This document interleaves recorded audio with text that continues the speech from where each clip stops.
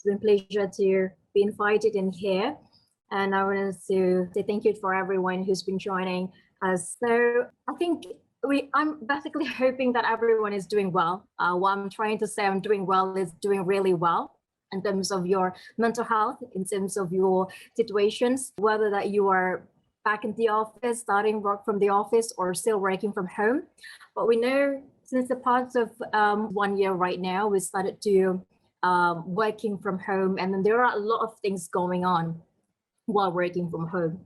So this COVID-19 is also giving the opportunity for everyone from the different part of the world to join and creating new businesses and basically new platform to meet. But in the same time, there is a huge numbers of cybercrime that is happening during the process of shifting from home and then working from office to home. So in the UK alone, there is a 45% just within the 3 months since the COVID-19 lockdown. So women experiencing sexual harassment reported experiencing following the sexual messages from email, from text, from social media, and this cyber harassment during the work office. Basically, there's no boundaries since everything started working from home.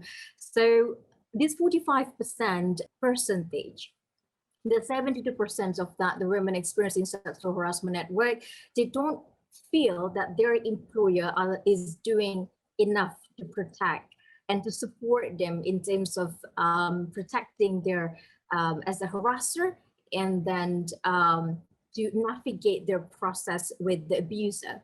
So what happened when your brand or your employee experiencing an harassment within your workplace during this everything's right now is internet, obviously, so you probably spend time and putting money for the social media advertisement, you're building your online branding, but the fact is everyone right now have their own freedom as well to say anything they want to do on the social media. So when the sexual harassment is happening within the workplace, majority of the case is also harming the brand reputations of your company. Many of the cases where the harassment do not feel that they're receiving enough support, legal support, it could be emotional support from the company, they started to actually share their issues online. And what happened is majority of the people making this information viral. One of the danger of social media is because everybody can stay anonymous and things can go viral very quickly. The other thing also, all the digital footprint, it will stay there forever. So your brand reputation is going to stay forever if there is any issues related to sexual harassment. And these obviously align for a negative word of mouth from your audience and from your prospective clients to see your brand experiencing there is an harassment cases in your organization or your company. And why am I touching to this subject is simply because when we speak about sustainability, we tend to think about only in the environment aspect. So we probably know and heard about ESG, the environment, social and governance investment. And one of the F's there is basically stands for social. And there's a lot of measurements when it comes to social. It could be diversity, workplace policy, is a labor standard, the supply chain management, the customer privacy. And one of these is also the employees and employer relationship within the company, in which also the way how the company is preventing harassment, navigating the harassment, as well as if there is or there are not the anti-harassment policy in the company.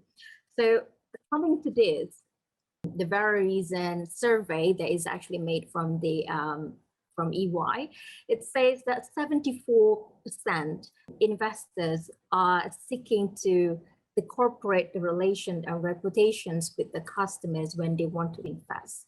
So one thing that we can see in here is a very strong between the brand that you have and how you are dealing with your customers in the same time on how all of these factors are mainly integrated to each other with the ESG investment. So I think I can say that if you don't really focusing into the employees' health in terms of the mental health, in terms of your the policies, the regulations that you have in the workplace, in the same time, the investment will not likely to see your company is building a good reputations with the customer. So I think what we speak in here is one about preventions, and another one is also the support that you provide as a company. So what Bullyid doing is basically we provide the anonymous harassment reporting platform. So we see that there is a lot of that in the market where companies are focusing to building reputations using social media influencer and mainly focusing into putting a lot of money on social media ads. However, when things like this happening, they don't really have any of a certain platform place already within the workplace in order to be able to help the employees and help the reputations of the company. So we built the anonymous harassment reporting platform, or we call it Share. And this Share platform is enabling the HR and the employees to be able to stay connected, and the employees able to report anything related to harassment or sexual harassment that happen within the scope of workplace anonymously. So we're not using, the employees doesn't really need to share their name, their email address, or any phone number. And what happened is basically they're still able to provide the necessary details for the offenders or perpetrators. So, and that's the same goes to the HR. So the HR, we don't use any platform such an email, because obviously email address is there. And then majority of the cases when the reporting is basically done by email, it becomes a double victimization for the employees when they're experiencing. So there is trust between the employees that HR being able to navigate their case properly, as their identity is basically showing in their email. So the platform that we built is allowing the HR to stay in touch and provide and tracking the reports, as well as to manage the report and replying or asking what are the necessary details that are required from the HR through our platform. So we don't really use email platform that you probably use. So we use a different platform for this. It is also allowing, after the reporting basically done, we're not just leaving the reporter is left alone. So majority of the cases, the HR will take time to see the report, to see whether or not that the information is valid, whether or not there is a screenshot in any files and any evidence on that.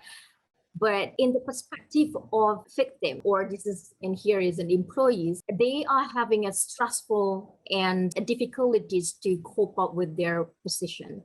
Their productivity is not good after obviously being harassed by someone that they know in their office. So the way how we do this in here, we combine between platform with the psychologists and the lawyers. So we have our psychologists and licensed lawyer in our platform, where the employees will, after their reporting or before their reporting, if they wish to speak with any psychologist or any lawyers, they can do it through the platform, and they can also stay anonymous during the consultations. So the combinations of the reporting platform with the psychologist and lawyer, this is what we're hoping that actually can help the company to better navigate any harassment cases within their company. And with this measurement in place, what we're hoping is also can be able to help the company to comply with the ESG investments. As we know that there is an environment measurement, there's a social measurement, and there's a governance measurement. But in this case, I think we're focusing on the social measurement. So in this case, that we know that the UK is also very focused in terms of the data privacy. So what we do in here, we're making sure that the company has a very specific code or two authentications. So making sure that all the reports that come into the platform is basically coming from the right employees. So this is what we've been building, and we also have a couple of the CEO pledged during this conjunctions of the Labor Day, which is on the May 1st. And I think this is also a call to all the CEOs and all the founders of the company to not seeing the benefit or the profit of the company as it is. But beyond that, the brand and reputations is also sometimes coming and become dangerous coming from the employee's perspective within. So what we're hoping is in here, we can also focusing into the employee's benefit and relationship within the company. And that's what make the brand is also strong. Thank you.